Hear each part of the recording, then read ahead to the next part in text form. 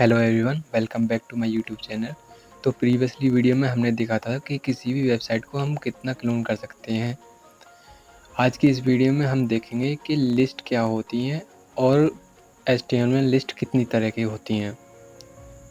List एक series होती है आइटम्स की। इसका रियल लाइफ एग्जांपल मैं अगर दूं तो जैसे हम बाज़ार से कोई भी सामान लेने जाते हैं तो उसके लिए हम एक सूची बना लेते हैं, लिस्ट बना लेते हैं, तो वही हमारी लिस्ट होती है। अब देखते हैं कि HTML में लिस्ट कितनी तरह की होती हैं और कौन कौन सी होती हैं। तो चलिए एक नई फाइल बना लेते हैं यहाँ पे list.html। बॉयलर प्लेट कोड हम जनरेट करेंगे। टाइटल में डाल देता हूँ मैं लिस्ट।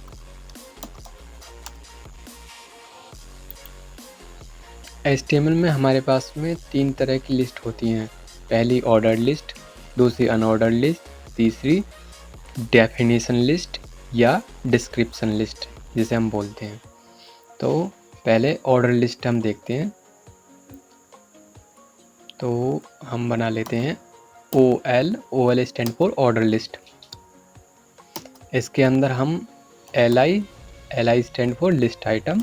ऑर्डर लिस्ट का अगर रियल लाइफ एग्जांपल दूं तो किसी भी क्लास में 3 स्टूडेंट हैं और तीनों को हमें रैंक वाइज एक लिस्ट बनानी है जिसमें first, second and third rank आई है।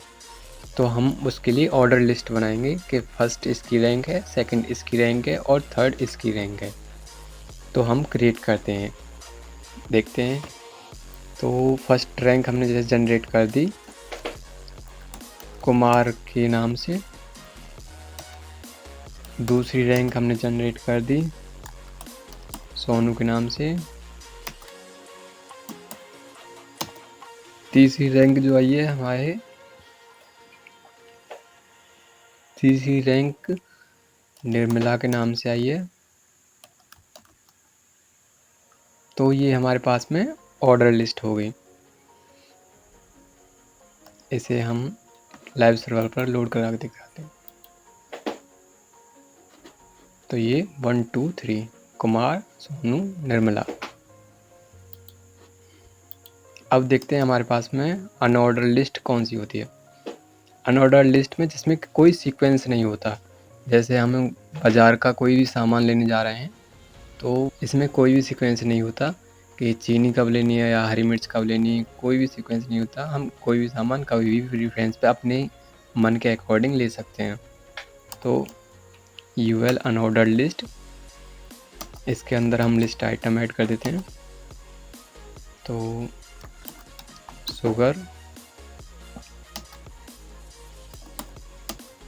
यहाँ से ऐड कर देते हैं, ब्रेड और ऐड कर देते हैं वेजिटेबल्स। तो ये हमारे पास में अनऑर्डर लिस्ट हो गई जिसमें देखो कोई भी सीक्वेंस नहीं है। तीसरी जो लिस्ट है HTML में वो है डेफिनेशन लिस्ट। तो उसके लिए DL एंटर करेंगे। इसके अंदर आता है DT यानी डेफिनेशन टर्म। और डेफिनेशन टर्म जैसे हम किसी भी पर्टिकुलर टॉपिक पे हमें कुछ एक्सप्लेनेशन देना हो तो हम जैसे